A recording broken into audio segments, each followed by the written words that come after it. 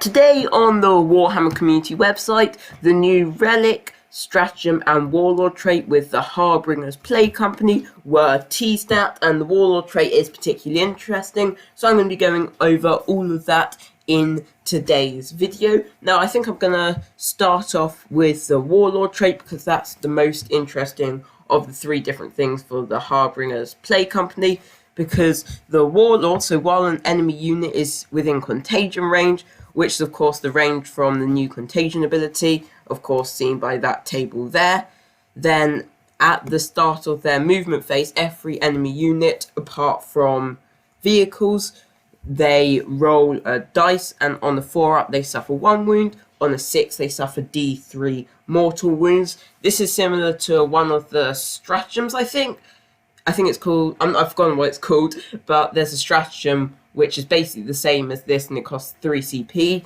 This is of course quite a nice Warlord trait because it basically helps, because with the contagion, Death Guard is becoming much more of a melee focused army, and if you put this on, let's say, a Demon Prince, as soon as you get into that close range melee, the enemy's not only going to be subtracting from their toughness because of the contagion abilities, but you also have a decent chance to do mortal wounds.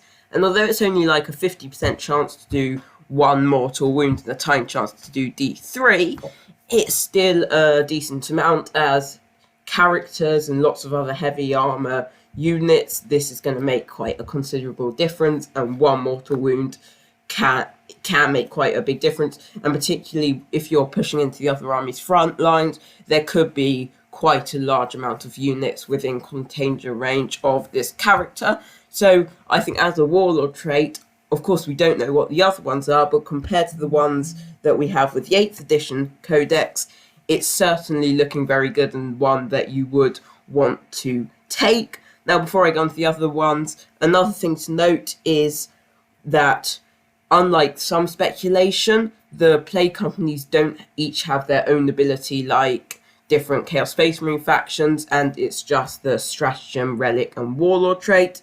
Now, the Relic is for...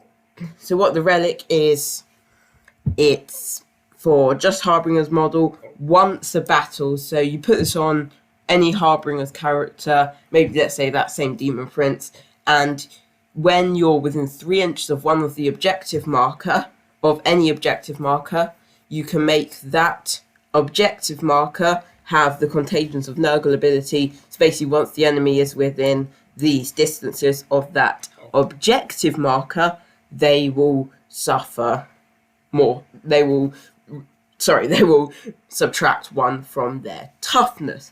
Of course, similar to these terrain pieces, the miasmic malignifiers, which were teased earlier. Now, this is of course quite nice because you can do this on, let's say, the central objective, and that's going to make a considerable difference if, whenever they're near the central objective, they are subtracting from their toughness, as well as when they're near your models.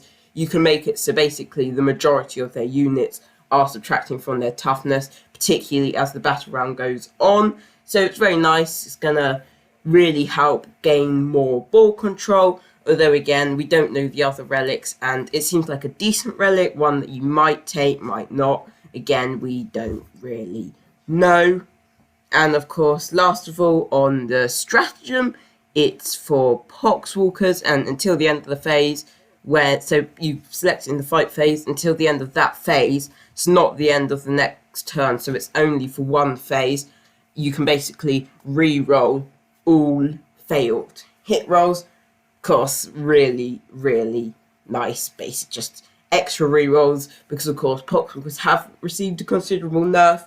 This might make them a little better than of course the previous Harbinger's Stratagem, which basically made you be able to deep strike Poxwalkers and really wasn't that useful. So gonna give them a slight buff, although I still think at the moment, unless of course we get more news, Poxwalkers aren't exactly looking that brilliant. Now, before I end off the video, another thing is lots of people have been asking when the new Death Guard Codex is going up for pre-order. Now, of course, although this isn't 100%, there was a previous article which said the first pre-orders of this month are coming up from the 16th, and given that Death Guard's 1, it's been teased out for months, it was supposed to come out last month, it's highly likely that it is going to be the first pre-order. So that's the answer, 16th of January, coming out for pre-order probably, and that's also probably the date when we're going to hear about the new Combat Patrol box. So yeah, that's about it. Make sure to like and subscribe and comment any opinions that you think of the video down below. It really helps out. So make sure to like and subscribe. Hope you enjoyed and found this useful. Bye.